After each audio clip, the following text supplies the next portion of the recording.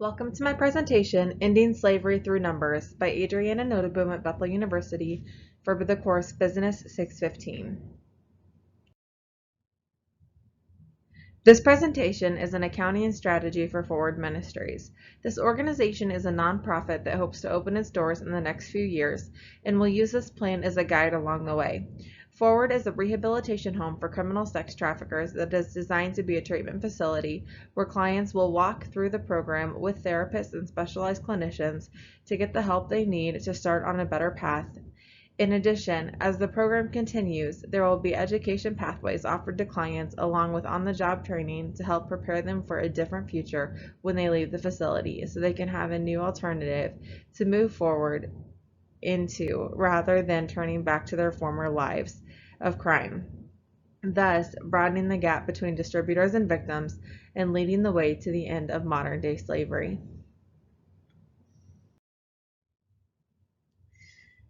This is a rough proposed budget for Forward as they begin their journey towards opening their doors. This does not account for the educational pathway, as that would be later on in their planning.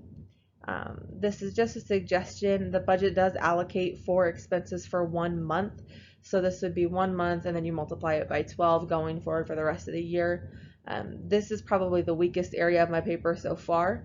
It does not account for donations coming in as there are no current donors at this time, since the ministry is still in its beginning planning phases. But it does account for general living expenses for the clients, what the rough cost of food estimated for 20 men would be, food for the month, hygiene items allocated and clothing expenses allocated, and then what any kind of security expenses might look like. Again, a rough estimate of that as well. Utilities allocated, and staff at a minimal number of people. That later is expanded a little bit more beyond there to possibly look at maybe adding more people. Again, that's all kind of contingent upon where they would be at that point in time, but this is kind of the bare bones staff. And then also miscellaneous expenses, curriculum costs per month, which is a pretty generous amount. Also savings unexpected expenses, which would be more like a flexible spending budget, which would probably be on a different budget plan as well.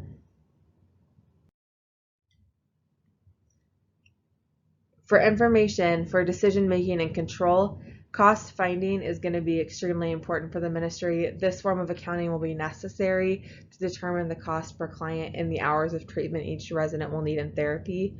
Additionally, the cost of living per day in the residence. Attention directing information is going to be important as well. Forward will need to utilize attention directing information to guide their budget, as they will operate from their daily operating budget, as I just mentioned on the previous page, and as a fixed budget, and with a portion allocated to that flexible spending budget as well to allocate for any unexpected expenses. Annual reporting after their first year will be essential to help guide the organization each year going forward. Problem-solving information will also be incredibly important for Forward Ministries.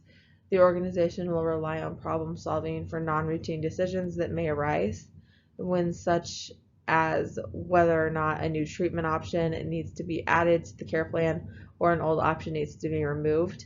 In addition, those job options that I mentioned, as well as educational tracks, those will also be something to consider in the problem-solving information as well. The organizational architecture of Forward, while it looks like a hierarchy, is intended to function more as a core team, especially when it comes to decision making and finances. The CEO is the head, but she's ultimately governed by the board of directors.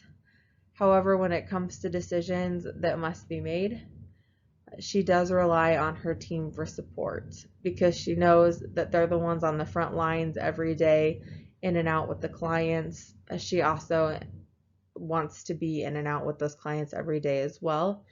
and she knows that they can aid the best in making those informed decisions. So while you see CEO and VP at the top, the intention really is for that to look like a shift to where they're all on the same level. However, you do have to have some kind of a reporting structure, otherwise you end up with total chaos.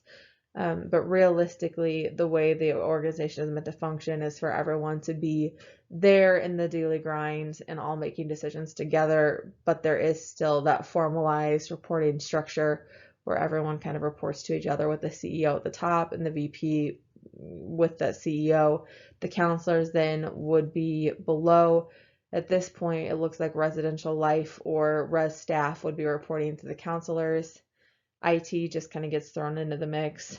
The chef would then be there with all of his kitchen staff, and the chief security officer with his security staff as well, depending on how many end up being needed on site, which would probably end up being allocated for more than 2 people. But realistically, the structure would be one big team, but with the hierarchy of who reports to who in order to keep that order and structure.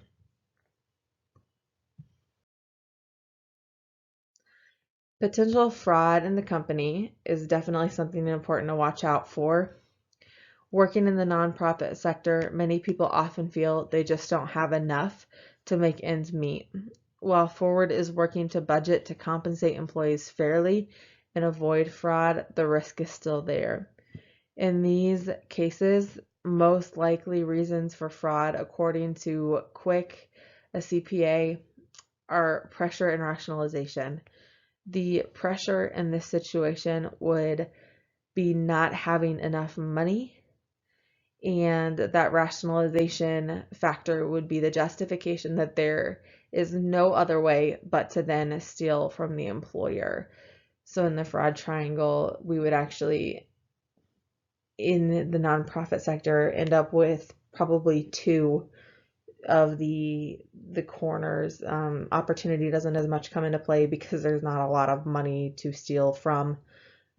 Sometimes there could be when you look at the donor factor of everything, the donations coming in, there could be opportunity at times. But for the most part, it's going to really be pressure and rationalization.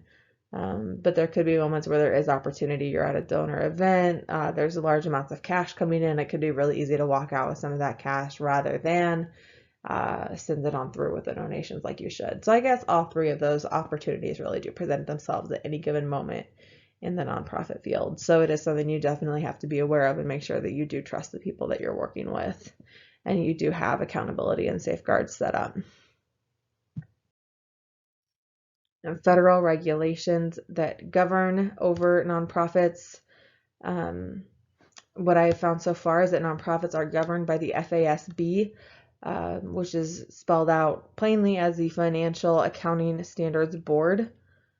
And there are a lot of restrictions that I found so far on the allocation of donor funds and where that money goes and how it's later distributed. Also, the liquidity is essential for financial health and will be measured out, and that the FASB requires a detailed breakdown of allocation expenses, which in a lot of ways is a really positive thing because it keeps you accountable for how you're using your money and where all of that's going.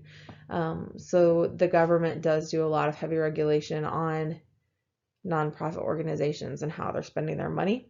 So definitely something that I want to learn a lot more about and something I really want to look into as I dive into this paper for Forward Ministries.